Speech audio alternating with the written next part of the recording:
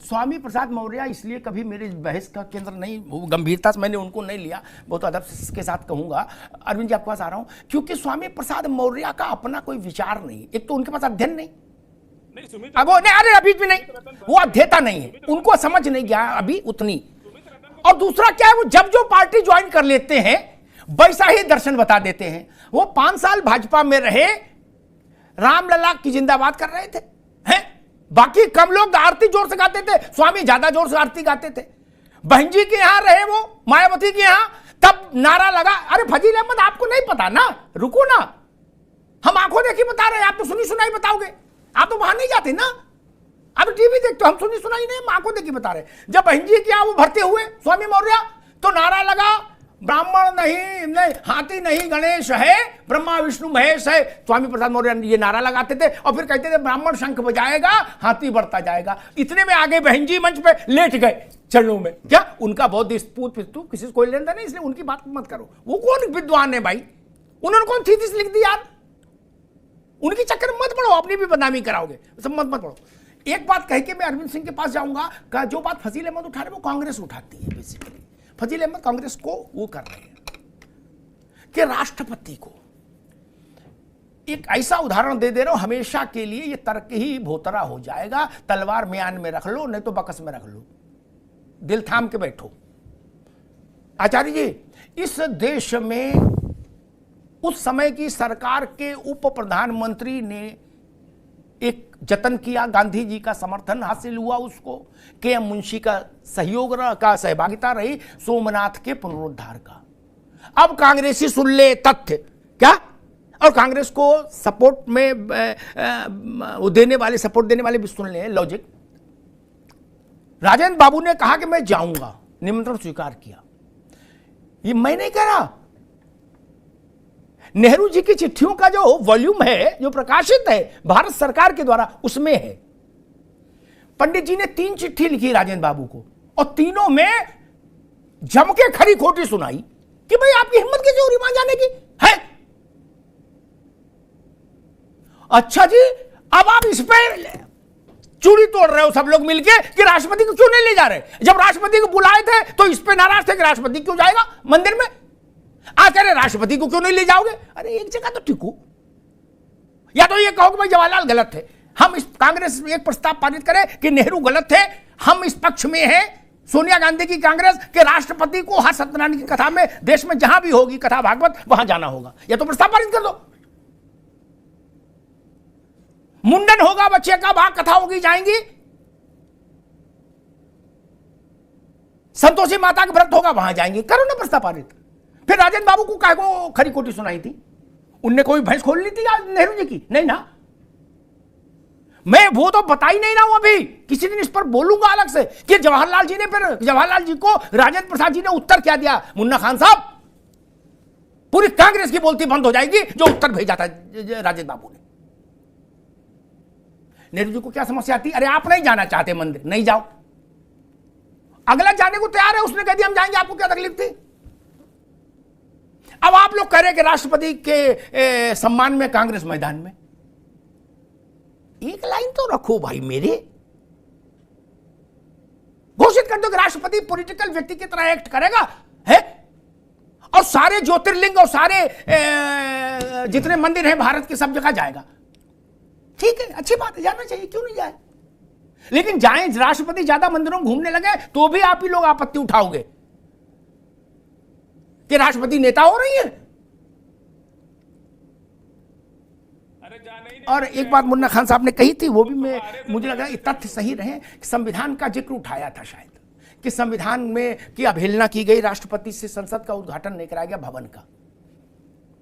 संसद के सत्र की शुरुआत राष्ट्रपति के संबोधन से होती है, यह संविधान में लिखा है, व्यवस्था है। संसद भवन का उद्घाटन राष्ट्रपति करेंगे, यह संविधान में नहीं लिखा, ठीक, इसलिए यह भी हमेशा के लिए क्लियर हो जाए। कहीं नहीं लिखा कि बिल्डिंग का उद्घाटन राष्ट्रपति करेंगे, कहीं नहीं लिखा, इसलिए तथ्य सही हो। अरविंद जी, मसला वही आ रहा है कि भाई कहा जा रहा है कि जाएं लेकिन उसका शोरगुल ना मचाएं, क्या जी, वहां तक तो हम मान लो सह लेंगे कि जहां हो आए प्रधानमंत्री, लेकिन शोरगुल ना मचे। ये शोरगुल क्या होता है? अभी तो ये तो छोटी झांकी है, 22 जनवरी को तो ग्रैंड फिनाले होगा, जी। भूतो न भविष्यति, तब 24 जनवरी को फाइनल होगा। तब देखिए, क्या होगा? एक मिनट मुन्ना भाई, मैं इसका जवाब देता हूँ। देखिए, ना उलझो अपनी बात का। देखिए, प्रधानमंत्री जी मथुरा जा रहे हैं, इसमें छुपाने वाली कौन सी बात है? और क्यों छुपाया जाना चाहिए और क्यों नहीं शोर मचाना चाहिए? धूम धड़ाके के साथ जाना चाहिए। जिस कृष्ण पे पूरे विश्व को गर्व है, जिस कृष्ण पे विश्व की बड़ी बड़ी हस्तियां, विद्वान लोग गर्व महसूस करते हैं, उनकी प्रशंसा करते हैं, उनके जन्मभूमि पर जाना ये तो गर्व की बात है। गाजे बाजे के साथ जाना चाहिए, वहां जाने का उत्सव मनाना चाहिए। और फजील भाई, एक मिनट, फजील भाई देखिए, अभी केवल अरविंद सिंह की आवाज, फजील भाई आप केवल अरविंद सिंह, मैं बोल रहा हूँ। फजील भाई, एक देखो, हम जब टीवी पे आते हैं, एक दूसरे के दुश्मन नहीं, एक अपनी अपनी बात रखते हैं, हम सब भाई भाई है। आप 20 करोड़ की बात कर रहे थे, सनातनी 20 करोड़ है। मैं तो कहता हूं भारत में 140 करोड़ सनातनी है। हम सभी सनातनी हैं, आप भी सनातनी माँ बाप की संतति हैं। आप कोई औरंगजेब और बाबर की औलाद नहीं है, आप राम कृष्ण की ही औलाद हैं। देखिए फजील भाई, दो पक्ष होता है, अपने अपने धर्म को सभी माने, अपनी अपनी मान्यताओं को सभी माने। दिक्कत वहां होती है जब एक अपनी मान्यता को दूसरे पे थोपता है। कट्टर इस्लाम में दिक्कत क्या है, और खासकर जो विदेश से आए उनका था कि मूर्ति पूजा हराम है इस्लाम में, तो हर जगह हराम होना चाहिए, इसलिए भारत के सभी मंदिरों को तोड़ा गया, विध्वंस किया गया। ये ऐतिहासिक सच्चाई है, आप भी जानते हैं, ये हम भी जानते हैं। सच्चा मुसलमान इसका विरोध करता है और आपको भी विरोध करना चाहिए। मैं तो कहता हूं और कई बार बोला हूं कि भारत के मुसलमानों को बाबर और औरंगजेब की पाप की मोटरी ढोने की जरूरत नहीं है, क्योंकि आप औरंगजेब की औलाद नहीं हो, आप बाबर की औलाद नहीं हो, आप भारत भूमि की औलाद हो। आप उस श्रेष्ठ परंपरा से आए हो जो मानता है कि मेरा मत भी सही है और दूसरे का मत भी सही है। भारत का कोई भी मत पंथ का मानने वाला व्यक्ति ये नहीं कहेगा कि आप मेरे मत को नहीं मानोगे तो हम आपका गला काट देंगे। आप उन अरबिक लोगों के विचार को क्यों फॉलो कर रहे हैं जिन्होंने मोहम्मद साहब को नहीं बख्शा, उनके परिवार को नहीं बख्शा? अमिताभ जी, मोहम्मद साहब के जाने के 48 वर्ष के अंदर अंदर जो अरब के आक्रांता थे, जो कट्टर इस्लामिक विचार के मानने वाले थे, उन्होंने कत्ल किया मोहम्मद साहब के परिवार के लोगों का। और बच्चे खुचे लोग भारत में आए, जिसको मोहम्मद साहब ने कहा था कि भारत से ठंडी हवा आती है, उसको भी भारत ने शरण दिया। तो जिस कट्टर विचार ने मोहम्मद साहब को नहीं बख्शा, आप उसकी पैरवी क्यों करते हो? आप भारत माता की संतान हो, आप भारत माता की जय बोलो। ठीक, अभी रुकना होगा। अवधेश जी भाई, मुझे लग रहा है नाराजगी इस बात से ज्यादा है। सुनिए, अभी नहीं फजील, नो अभी नोट। अवधेश जी, मुझे लग रहा है नाराजगी इस बात से ज्यादा है कि जाना है चुप्पे से जाओ, क्या अंधेरे में जाओ लौट आओ, ढोल नगाड़ा नहीं, उससे कुछ यहां पर जोर पड़ रहा है, ऐसा कुछ इंप्रेशन मुझे निकल के आया। क्यों? अभी तो झांकी है। मैं तो कह रहा हूं जो 22 जनवरी को होना है, राम राम, जो तैयारियां हो रही हैं, वैसे तो मेरे ख्याल से विश्व में उतना बड़ा समारोह हो तो कभी हो ही नहीं होगा, इतने लोगों की और इतना बड़े विशाल स्तर पर सहभागिता। तब क्या होगा? मुझे लग रहा है टीवी तोड़ देंगे लोग, अपने घर में भी नहीं देखेंगे तो कहीं टीवी में मारो। अवधेश जी, वो कह रहे शांति से जाओ, चुपचाप चले आओ। जी देखिए, बात आपने बहुत सही पूछी है। और मैं इससे पहले, मैं जो फाजिल भाई बार बार कह रहे हैं, मुन्ना खान जी बार बार बात कर रहे थे राष्ट्रपति जी के सम्मान की। देखिए, मैं आपको याद दिला दूं, जब राष्ट्रपति जी हमारी द्रौपदी मुर्मू जी ने शपथ ली थी तो कांग्रेस के ही नेता थे जिनकी जीभ फिसल गई थी। आपने सुना होगा, उनकी तो जीभ फिसल जाती है जब इनके मुंह से कोई उल्टा सीधा निकल जाता है।